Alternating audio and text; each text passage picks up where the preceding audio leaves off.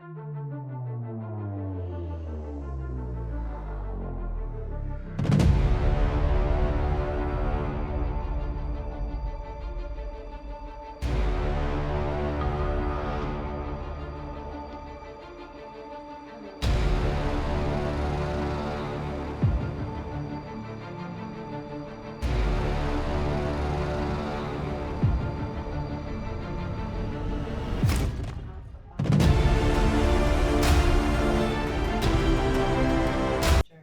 the hostage crisis. So, in 1979, after the Iranian Revolution, was the Iranian Iran hostage crisis, where revolutionaries stormed the U.S. embassy and held 84. They held Americans in the embassy hostage. 84, 88, somewhere upwards of 60. And the hostage crisis lasted until Reagan's inauguration in 1981. My ex-girlfriend, let's call her Shirin, was in college, in undergrad at UIC, University of Illinois, Chicago Circle Campus in downtown Chicago during the hostage crisis. So she was already here for undergrad.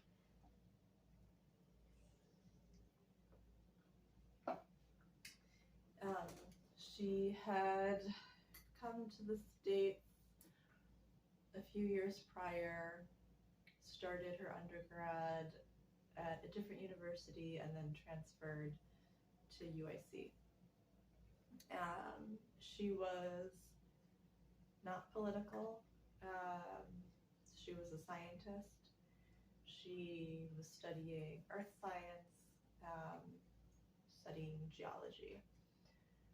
So during the hostage crisis, UIC rounded up all of the Iranian students, including Shirin, and questioned them to see if they were part of the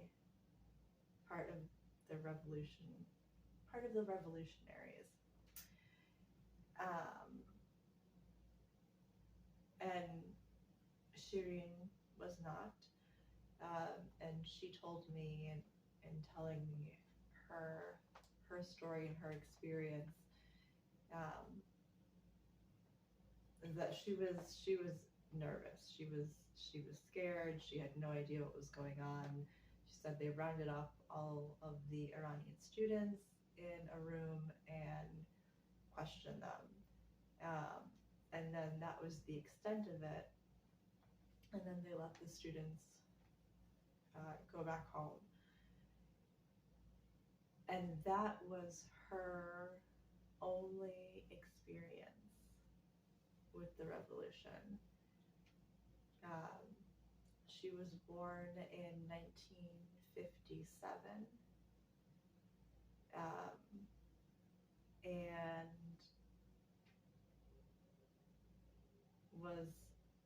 had traveled back and forth between Iran and America since she came here for college. So she's never been questioned beyond that day during the hostage crisis, in traveling.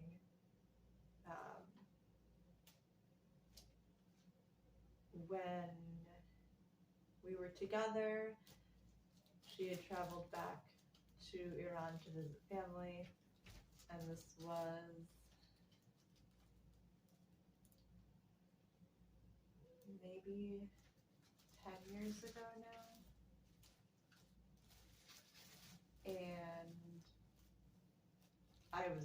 I was incredibly nervous. I was afraid that something would happen to her while she was back visiting.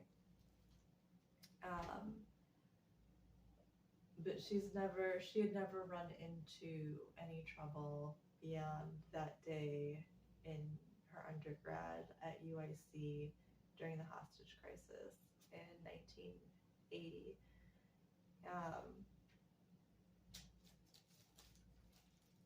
And she was very lucky.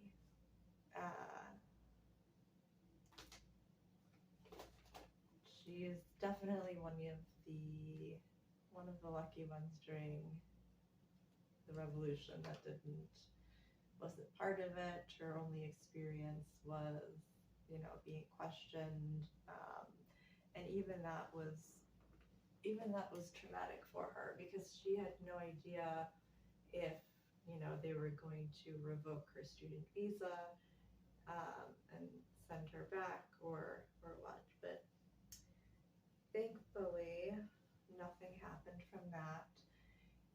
And then she went on to finish her undergrad at UIC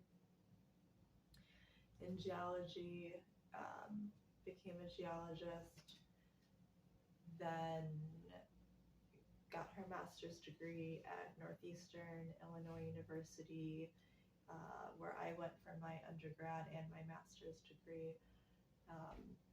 She went for earth science. She then, continued on working in the field, and then she went on to be a professor, and then after she did a tenure at as a professor, then she went back into the field again to work. And this is all in America.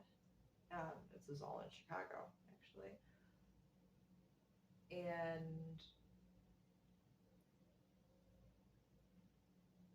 And that was her experience. It's a secondhand story because she is not around right now to tell it herself. So that was her experience, and it is not as shocking. It is incredibly lackluster. However, I think that is also poignant, because this is something that has been going on for 47 years, and each story counts. Each experience is important because it paints the picture of the entire story, right? And it is a brutal history, but there are some soft points in there. And this is one experience of that story. So thank you so much for watching, and please let me know what you think.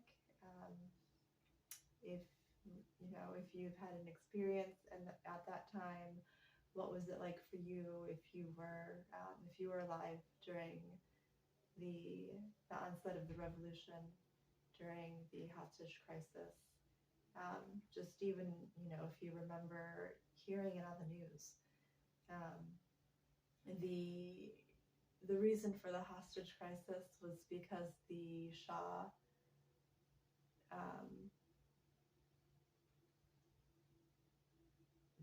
the Shah of Iran was admitted into the United States for medical attention, and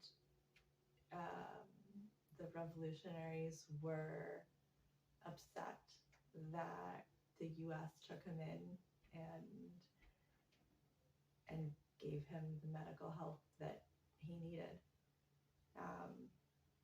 And now, 47 years later, his son is hopefully going to bring things back. So, thank you so much for watching. خیلی ممنون. خدا حافظ.